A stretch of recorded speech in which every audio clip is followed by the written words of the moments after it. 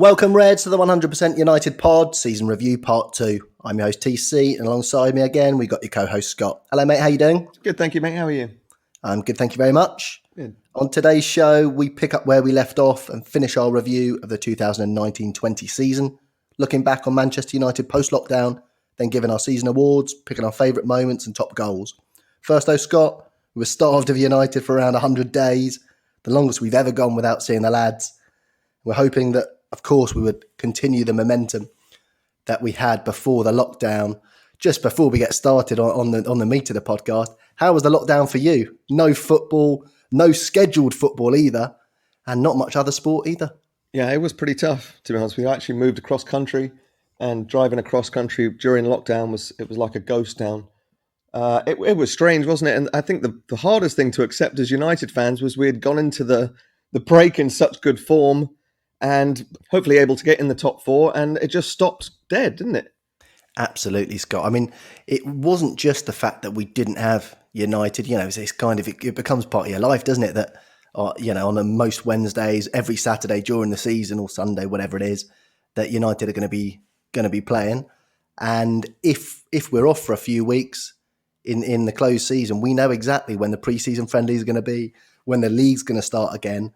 This was just totally up in the air, wasn't it? So we had no idea. And like you say, I mean, we did say on the last pod, at least we did go on that fantastic run and we could sort of, in lockdown, look positively towards the future instead of it coming after the Burnley game or something like that.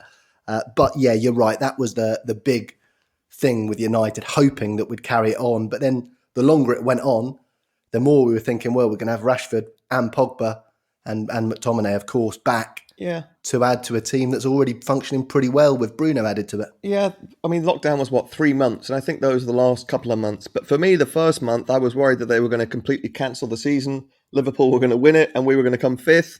And it was going to be completely out of our hands, right? So at least the longer it went on, the more you realised that they were going to try and bring football back. I think when they realised how much money they owed the TV companies, right? They realised they had to do something. Yeah. And so it was a bit of a welcome relief then. We were at times hoping and wishing that all our lucky stars had come at once and that Liverpool were going to be kiboshed and their title was going to be swept from under their feet. Unfortunately, it didn't happen, but that's not something we talk about too much on the pod these days. But yeah, you're right. It was a very, very strange time indeed.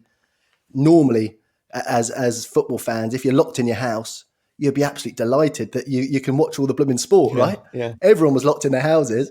And there was nothing to blooming watch. People watching. Do you watch any marble races? Is that when they take the balls from upstairs and manage to get them out the front door? Well, they had that, but they also had a more professional one where there's a whole course laid out. I watched a couple of them. Yeah, it's very weird, isn't it, when you take everyone's sort of the way they do things, their schedules out of things, they start doing bonkers stuff. Yeah, I didn't do toilet paper and all. Yeah, I didn't do the juggling the toilet paper. Not because I couldn't do it. I couldn't do it, obviously, but I didn't want to. Not with your two left feet, mate. But also, it's as weird as it is to say, at least you know when the end of the season is, right? You know when your last game is, and you can sort of mentally prepare for it. I mean, to beat Lask 5-0 away in the Europa League and then football just to completely stop, I don't think anyone was mentally prepared for it, were they? No, they weren't. I don't think our bodies were either. In the pound for pound rankings, I was certainly going down because my weight was going up. But anyway, it was a very weird time. But as it went on, we did realise, look, they're not going to cancel this season. Like you say, there was too much money riding on it. There was too many question marks attached to it. And the government seemed to be trying to push it through as well. And we were slated in to play that first game against Spurs away. And as expected, we did have quite a few people back fit as well. It wasn't exactly the start we were hoping for. David De Gea got beaten by a Bergvin shot, which I certainly thought he should have kept out. You had question marks next to it too. Yeah, he should have saved that. Yeah, that's for sure. Yeah, we got rescued by Bruno Fernandes penalty. No hop this time. There were rumours that he had missed one against West Brom in the friendly just prior to the restart of the season. So we were kind of wondering, has he missed one with a hop there? I guess we'll never know because that footage was quickly swept under the carpet. But he blasted at home and it looked like we'd actually won another one right at the death. Bruno putting his lottery ticket forward with a few dodgy numbers in there, getting the penalty, but unfortunately VAR overturned it.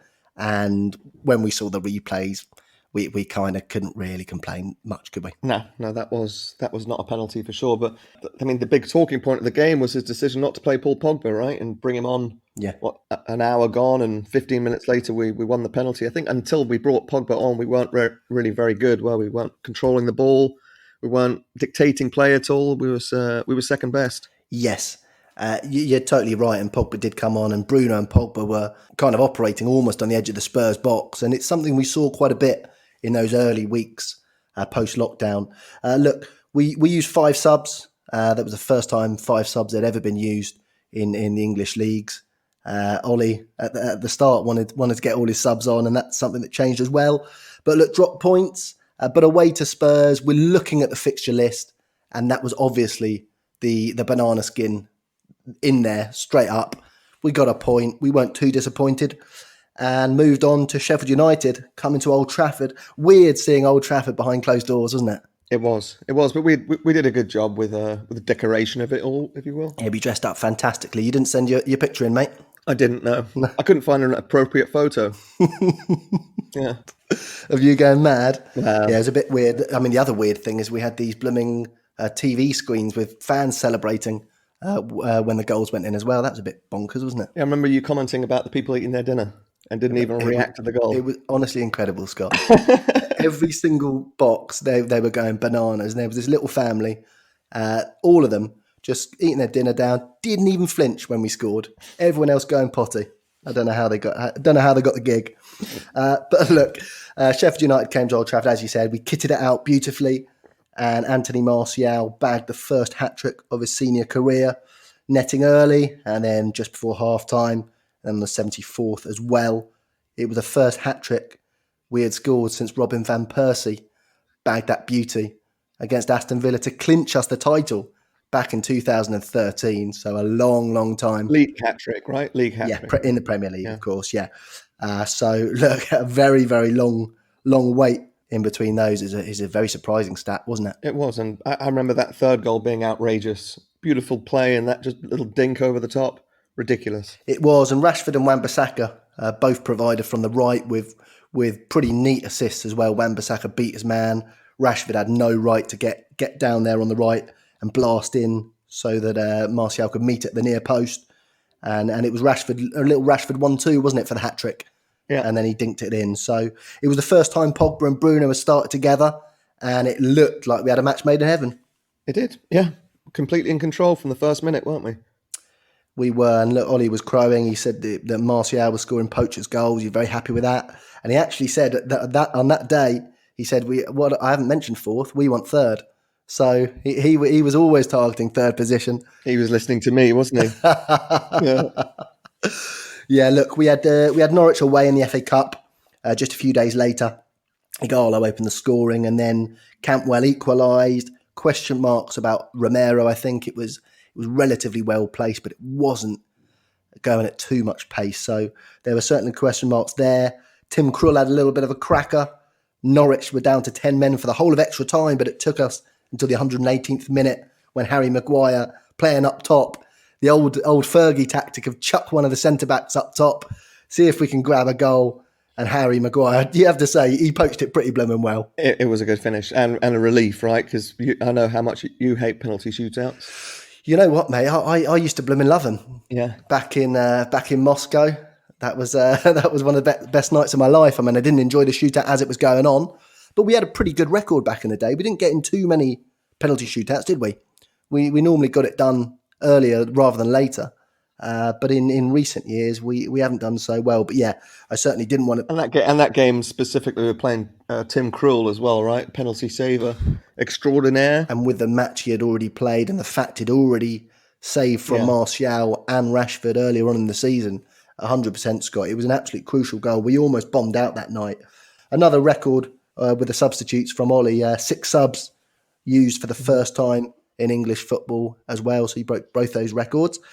Look, we did rest people against Norwich, and that, I think, was the game that Ole got a bit gun shy with his subs. Do you reckon? Do you reckon I'm on the ball there? Yeah, maybe. I mean, I think we were found out that the depth of our squad isn't good enough to beat Norwich. Yeah, it was a. To be honest. It was a. Ole. After that one, he didn't want to change the team too much. But look, 3 days later, we played Brighton away. Bruno hit the post from Paul Pogba, a little layback on the edge of the box, and it was a dress rehearsal as it happened for later. Look, Mason Greenwood scored the first, little step over, banged it in the near post, and then Bruno scored from a Pogba pullback, took a wee deflection on the way in, and then on the 50th minute, we scored an absolute cracker.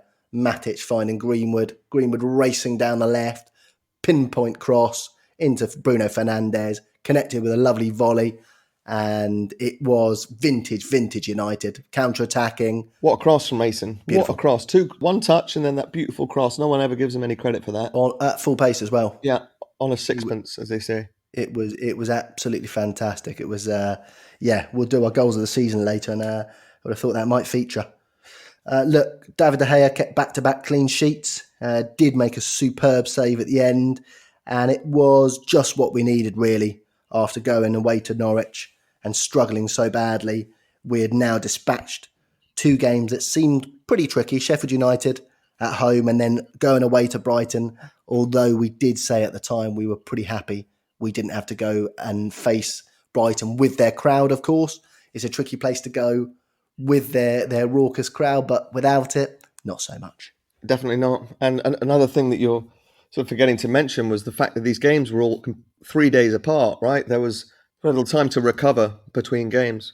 Yeah, you're right. It was for those 3 games were in the space of 9 days. Mm-hmm. They were all coming thick and fast. 6 days. It was 24th, 27th, 30th. Blimey hell, yeah. Mad. Absolutely mad, really. Yeah. And hence the need to rest a bit of the squad, and we kind of almost paid the price later on in the season. Look, Bournemouth came to Old Trafford, and we actually went down, didn't we? Stanislas megged Harry Maguire and beat David De Gea at the near post. Neither of them covered themselves in glory, but we scored the top 3 of all the goals of the month for that month in that game, which was a very rare sight. Outrageous goals as well, some of them. They were. Greenwood bagged a brace. Marcus Rashford scored a penalty. Yeah. Of course, Bruno Fernandes handed it over to Rashford. We were a little bit worried, weren't we, that we were going to go back to this old blooming share it about nonsense. But as you pointed out at the time, I think Bruno gave it to Rashford and said, "No, you take this, pal.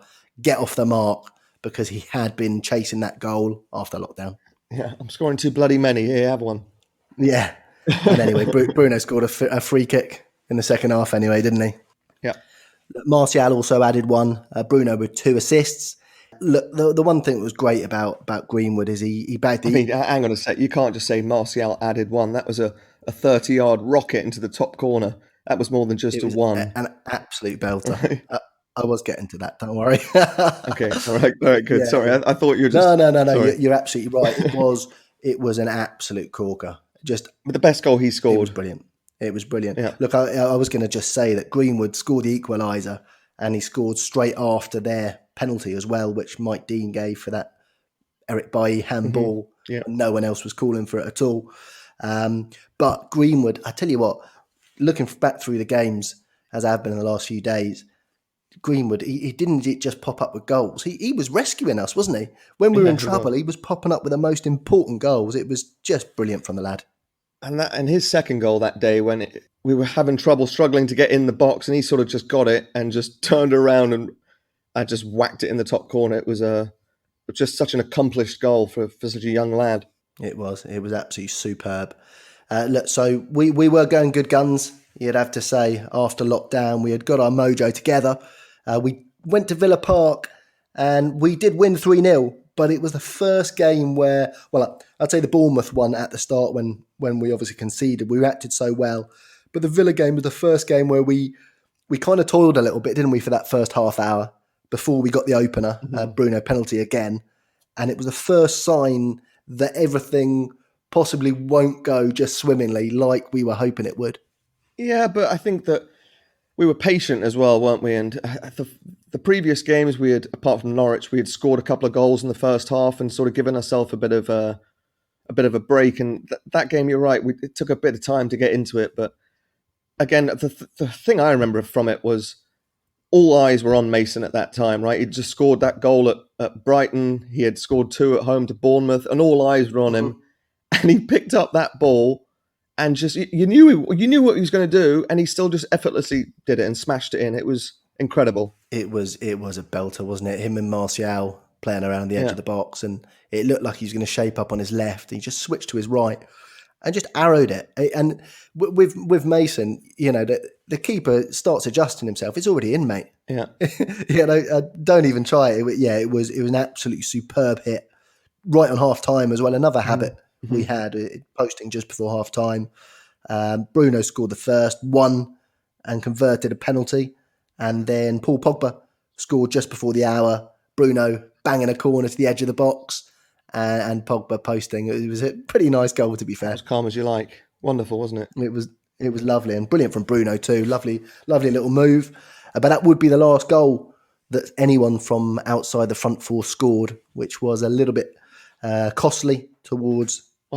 Harry Maguire scored against Chelsea. It just wasn't in the right net. Oh no, actually, no, that's not true because Jesse scored at Leicester, didn't he? He was playing as part of the front four, wasn't he? Come on, mate. All right, your rules.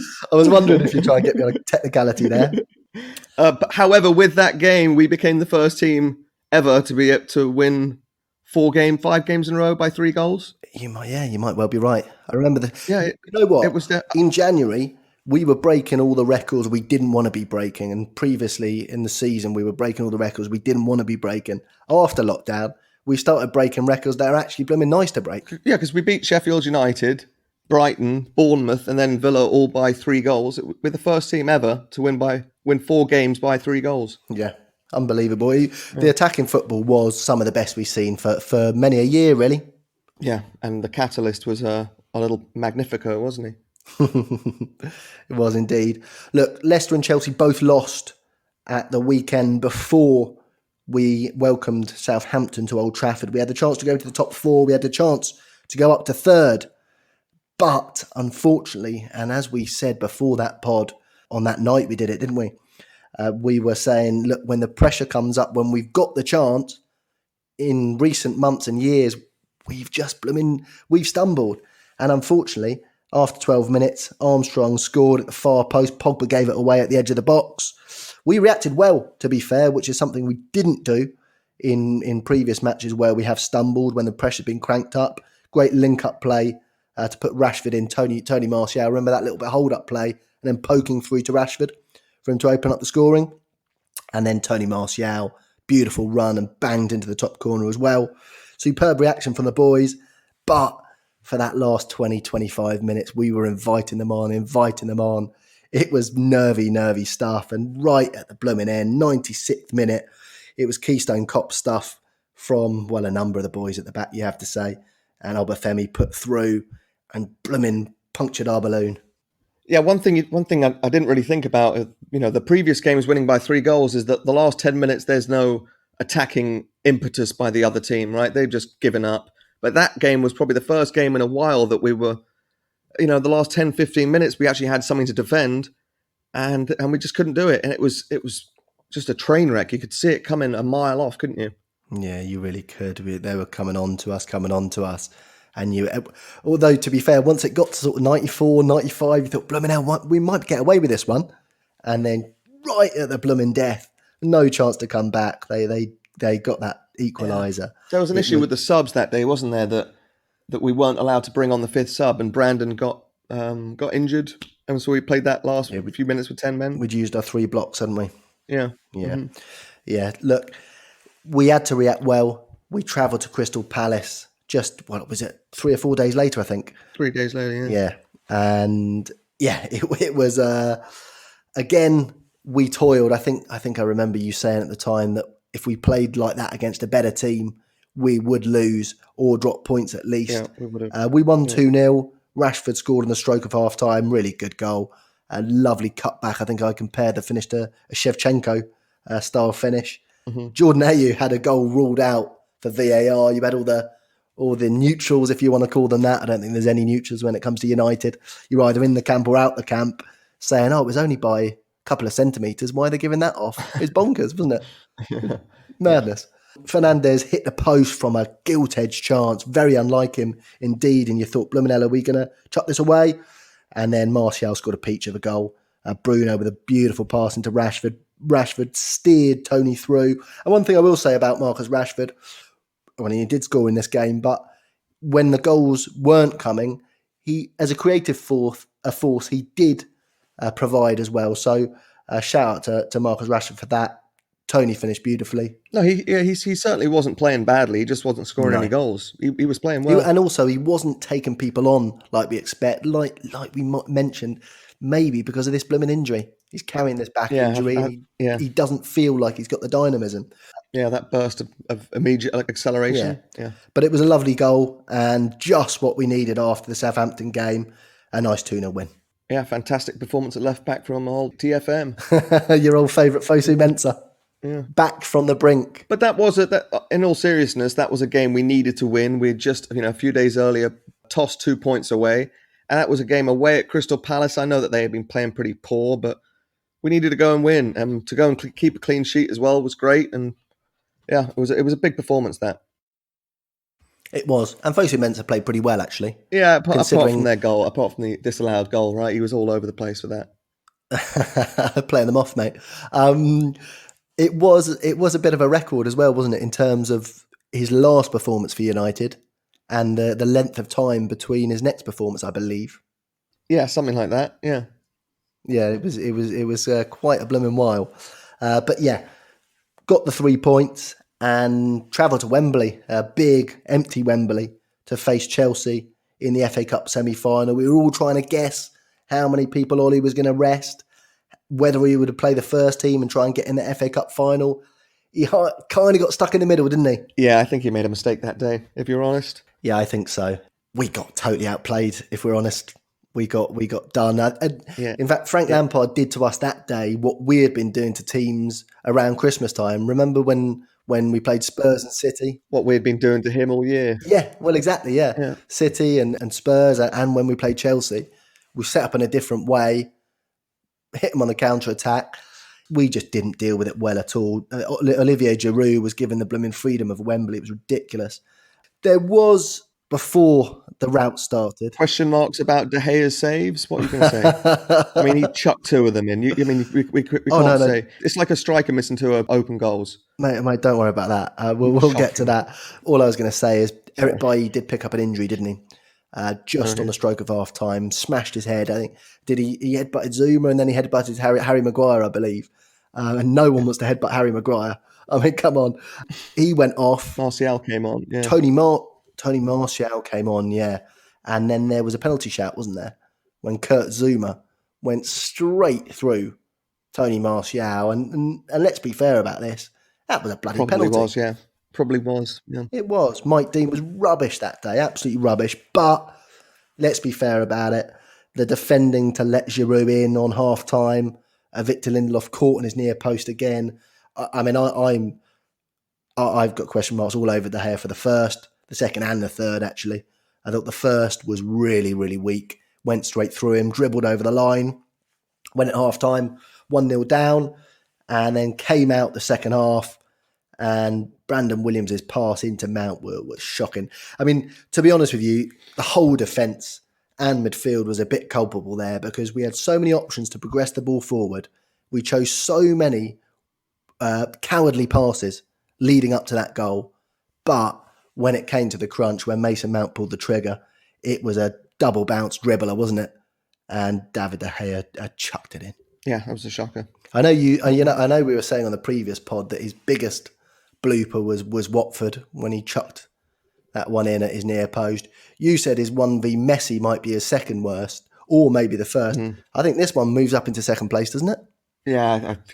I was being chronological, I couldn't spoil the second part of the podcast. Because no one's watched it, yeah. Look, salt to the wound when Harry Maguire put through on the 74th.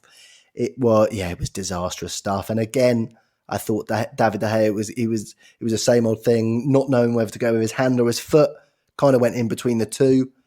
You want your keeper to bail you out there when you're trying to put through.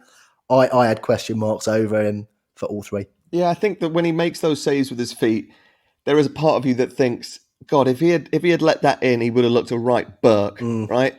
And I think that actually happened two or three times in that game. The first one just completely killed his confidence, and then he didn't know himself. You know what, Sky? That's a good point. When David De Gea was at his absolute peak and he was saving all sorts, there was always a number of saves going on that I thought, blooming hell, he's got to that very, very late, or the way he was saving it looked risky as you like, but he never, he never seemed to make a mistake. Yeah. So you were kind of like, well, he's doing his thing, he's in the matrix, but just a little bit of doubt with that keeping style. Yeah. And as we've seen, it's been a couple of years of littered with bloopers, isn't it? Really.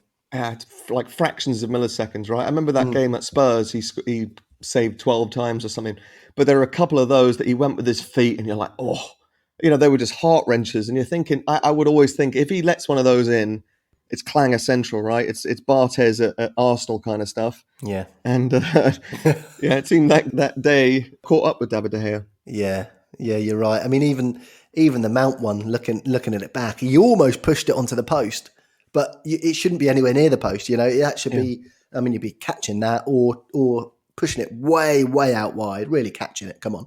I mean, if you were a central defender and you saw him on his arse after he let that second one in, you'd just be saying, "Are you having a laugh? Have you got money? I think it was you with your money on the wrong team."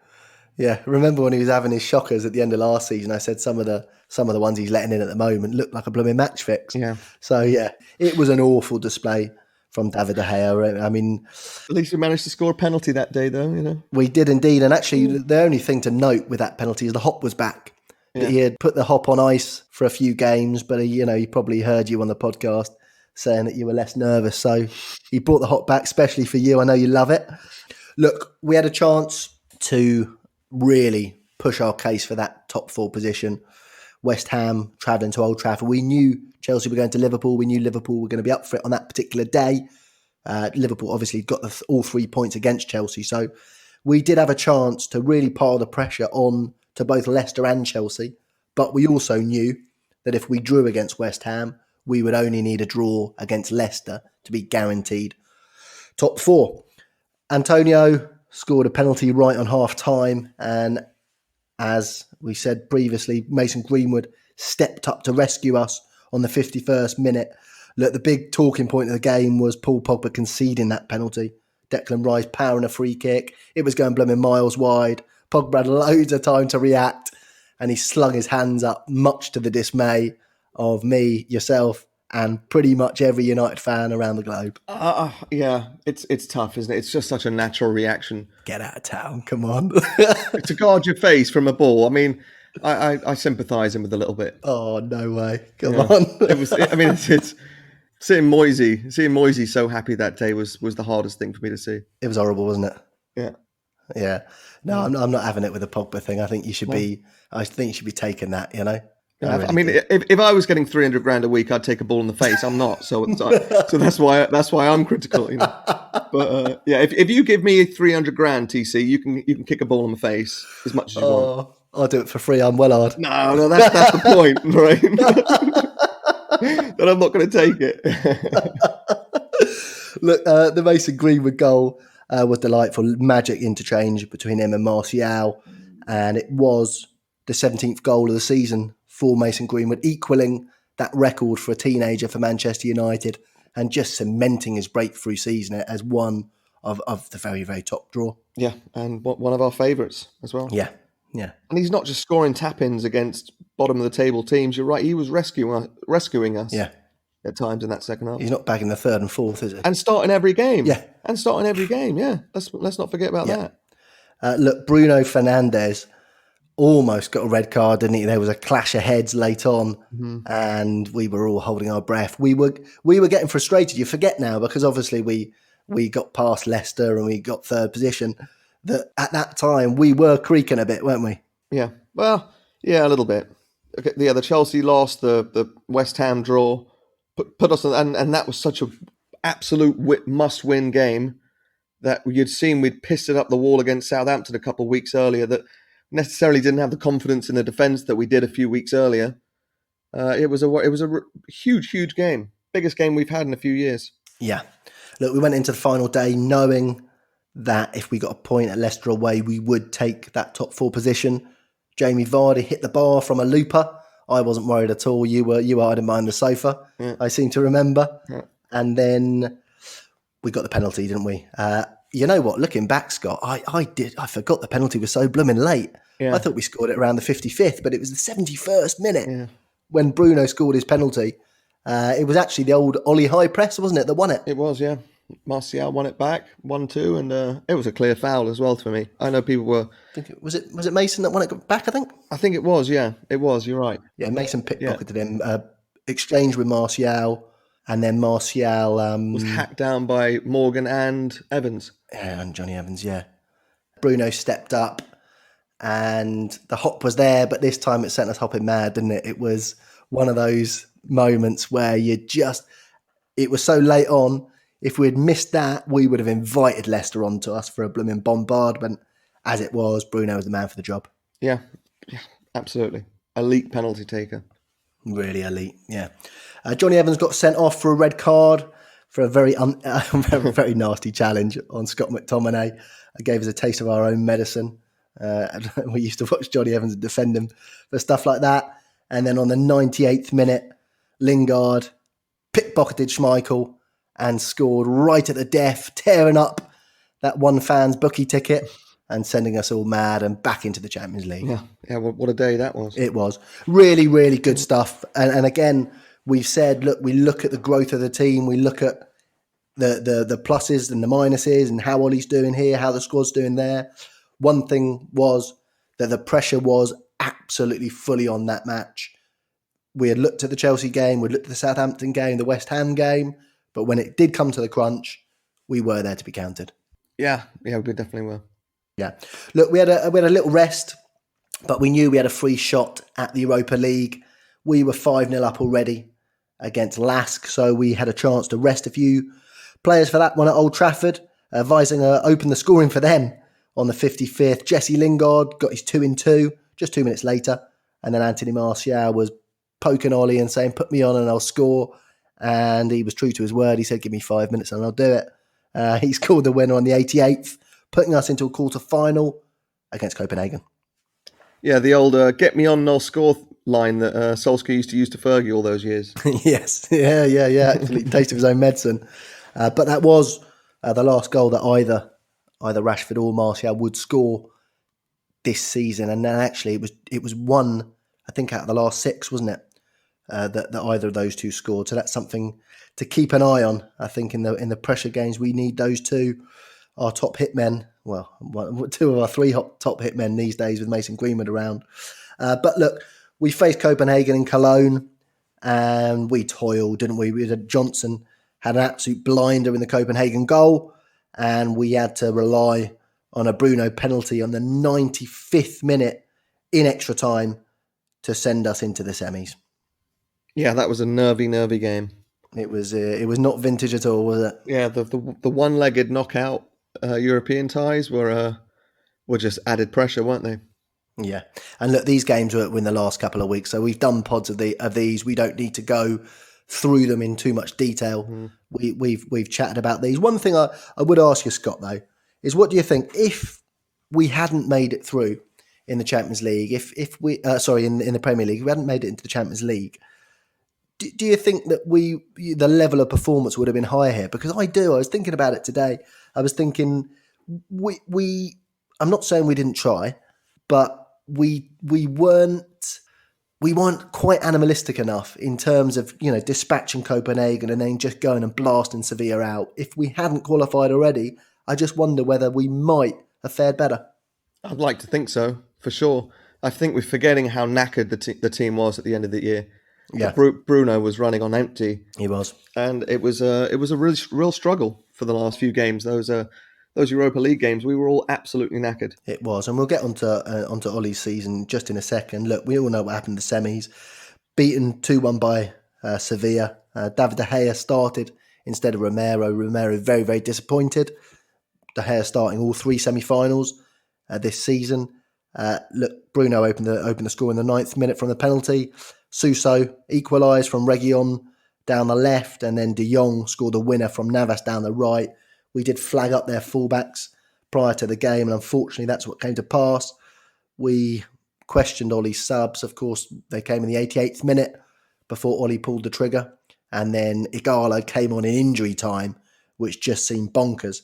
But we were out at the semi-final stage again, and probably a good stage to just give Ole's season a rating. Actually, not a rating as in a number, but how do you rate it? I know back in January you were sure that Pochettino was going to come in and take over. We were at a very, very low ebb there, but since Bruno came in, we really picked up, finished strongly. It's hard to rate a season, but how would you rate it as a body of work, Scott? It was definitely a season of 2 halves, wasn't it? Not just because of the lockdown, but first half of the season, I'd say before we brought Bruno in, we were desperate, pal. Losing at home to Burnley, getting completely outplayed at Arsenal, getting completely outplayed at Liverpool. Yeah. A few good results against City really made the first half of the season look good, and a couple against Chelsea, I suppose.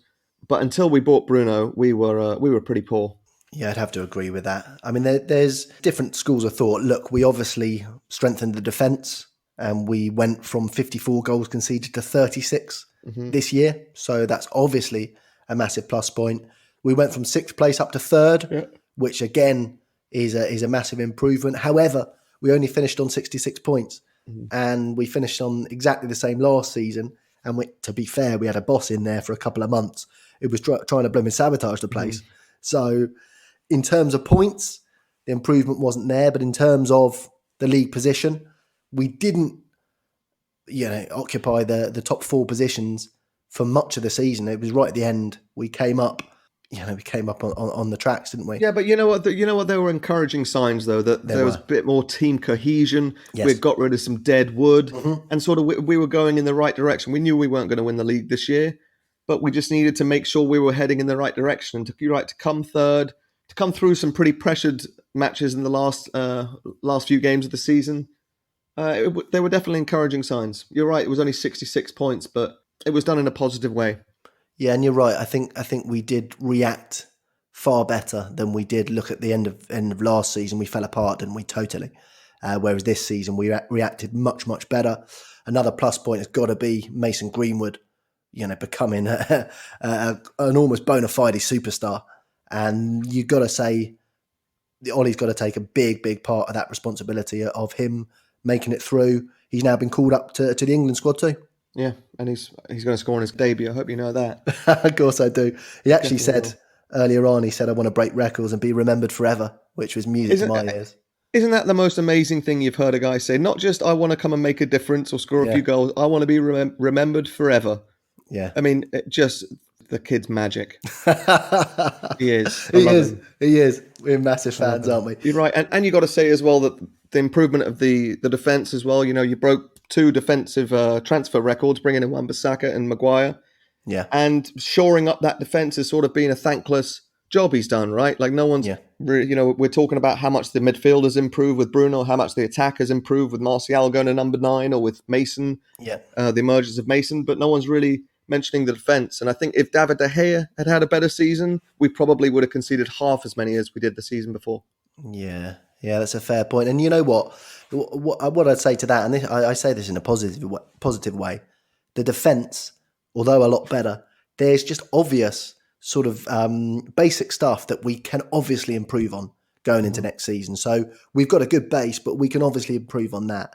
Midfield, we've already seemingly got Donny van de Beek in. We'd already started having a better cohesion. We'll have Bruno for the whole season. And in terms of the up front, you'd expect Rashford can have a better season than that, Martial can, and Mason can too. So the level of this team, although it has risen, there is obvious growth in that team as well. There is. It's exciting times. And actually, another thing I just have to say about Ole is that he did play Marcus Rashford as number 9 for a hell of a lot of games last season. When he came in, he said Matt Rashford is his number 9, but he changed his mind and put Martial as number 9. and it's worked. And I think that's a good trait as a manager, being able to say, look, I thought that would work. It didn't. I'm happy to change. He actually handed Martial the physical number 9 shirt, and that paid off dividends as well. Yeah, you're right. Yeah, so look, mixed from Ole, but obvious signs of improvement. I would have to agree with that. Look, let's go through our top 3s of the season. We'll start with our top 3 moments. All right. What are your top 3 moments of the season, Scott? Not in hierarchical order, just a nice 3 moments. McTominay's goal against Man City, just before the lockdown, was wonderful. See Old Trafford go that mental was just a thing of beauty. It was like the old times, wasn't it? That reaction from Old Trafford. Yeah. Well, what's your first moment? I've got Scott McTominay in there as well. Oh, here we go. Copying me words. Although that's my moment of the season. All right. That Scott McTominay one. I think, in terms of just sending me absolutely wild, I think that tops the list. And I think, judging by how Old Trafford went, and judging actually on Instagram earlier at United 100 podcast, lots of people had the Scott McTominay one as their best goal and their best moment. So, all right, what's your second one?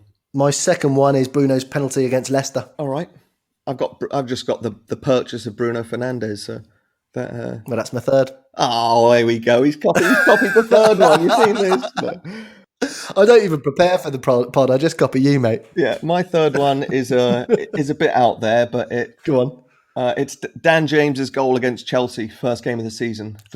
For someone who has lost a dad themselves, to see him going that crazy, it really brought something out. And it was exactly what I would have done if I had scored a goal at Old Trafford. Yeah. And it tugged at my heartstrings, that one.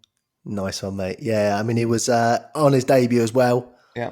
And he seemed to react so well, didn't he? Because it all happened as his transfer to United was coming through, right? Mm-hmm. Yeah. And he must have been heartbroken, but at the same time, he reacted so well, not just in that game, for a number of games at the start of the season. So first month he carried us. Yeah. It was a glorious moment, and you're right, the passion in that celebration was it was amazing to see. And McTominay coming over and picking it was a wonderful celebration. That nice one, mate. Yeah. Look, let's do our top 3 goals. All right. There might be a few of the same in there. I don't know. Who you got to start off with? I'm going to go Mason against Bournemouth, second goal. Okay. Yeah, that for me was right foot, top corner, and we needed a goal at the time. The kid just keeps surprising me, and that I think was his best goal this season. Nice one. Look, I've got in number 3. You're not going to be happy with this. Is the Marcus Rashford free kick against Chelsea? Having a laugh. Unbelievable. Go on.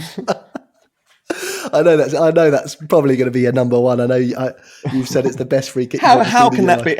What 2 goals about? I mean, you're mental, mate. That's the best free kick you're ever going to see in your life, and you put it number 3. All about opinions, mate. I actually preferred Ronaldo's free kick against Portsmouth. All right. As it happens. Did I tell you I was there for that game? But, I was there that game. You know what, Scott? When I put that down as number 3, I thought Scott's not going to be happy with that. No, I'm not. You're right. He's not going to be happy with it at all. Who got his number 2? Number 2 was Tony Martial against City at home. That little dink over from Bruno, the first goal that he volleyed in. Nice. I love that goal. Nice. Not as technical as the Igalo or anything like that, but just an important goal. Wonderful link up between those two, and I love that goal. And also just the ability of Bruno to pick him out, and also the skill from Martial to bury it over his shoulder. Edison in goal, bit dodgy on that one to be fair, but it bounced just in front of him, didn't it? Yeah, it was a great goal. I know you haven't got that on your list. I haven't. Look, I've got Odion Igalo against Lask as my number 2. I thought it was, I love a crossbar in, and I love a blaster as well. If you're going to do keepy uppies for 3 before it, and then smash it in the top corner, barring in. Also, it was the first behind closed doors one, wasn't it? So you could really hear the crunch of the crossbar. Yeah. So Odion Igalo gets my number 2. And who's your number 1? My number 1 is Bruno Fernandes against Brighton. Yeah. Simply because it was the most united. It was a Man United for me. It goal. Felt so amazing. Yeah. As I said, I think I said at the time, it was like a fusion of one of our breakaway goals at Arsenal and Eric Cantona's at Newcastle. The way Bruno finished at the far post, it was the one that filled me. Look, McTominay's one against City was the one that that made me go the most bananas. But in terms of a feeling of joy aesthetically at a goal, I'd have to say Bruno Fernandes. But it was a tricky one. I changed my mind a number of times, and I would just like to say that Anthony Martial and Mason Greenwood scored so many bloody crackers this season. Yeah. Between the two of them. And the problem is... Yeah, that Mason one at home to Newcastle where he just got it and smashed it in off the top. Forget about it. But the level's so high with that pair. If Mason Greenwood bangs one in from outside the box, you're like, yeah, it was just Mason doing his thing. Or Tony Martial curls one in the top corner. It's just, that's just what he does. Or how many dinks did Martial score this season? Well, that one at Watford that he completely bamboozled Ben Foster. Foster for a pint of milk, yeah. You're right. Get us a pack of fruit pastels while you're there. Yeah. However, the best goal this season, I don't care it was with a dodgy ball, was the Marcus Rashford against Chelsea. Yeah. That was just the most outrageous. I mean, I just can't get enough of it. I've watched it 10 times the last 2 days and I still can't believe it. And you see McTominay's reaction as well. He's as surprised as I am. It was out of this world, to be fair. Insane. And look, if you're discounting goals with dodgy balls, then we can discount every World Cup goal from the last sort of 20 years. Yeah, every World Cup goal. Come on. Look, it's all about opinions, isn't it? When I put it out there on Instagram, people are coming back with all kinds of different combos. It is it's a combination of what you think is the best, what one you enjoyed the most. But in terms of a hit, it was... I think the commentators both on MUTV and whichever channel it was being shown on were kind of saying they were talking a bit of nonsense before he hit it, and then when he did hit it, it was one of those ones where everyone's jaws just dropped. It was Ronaldo against Arsenal in the semi-final-esque. Oh, right, where you just like, are you 40? Are you not that? You're not shooting that, surely? Yeah. Oh my God. Well, if Almunia was in goal, I might have a dig from 40 yards, mate. Who was in goal? Was it Caballero? It was. Was it Kepa? Yeah, no, it was Caballero, yeah. Okay. Yeah, it was. But here's another thing. If it was that easy to do, why didn't 5 people score those goals this season? Oh, mate, it was... You know what I mean? You don't need to defend it, mate. It's a blooming good choice. Outrageous. All right, players. Players of the season. Players, yeah.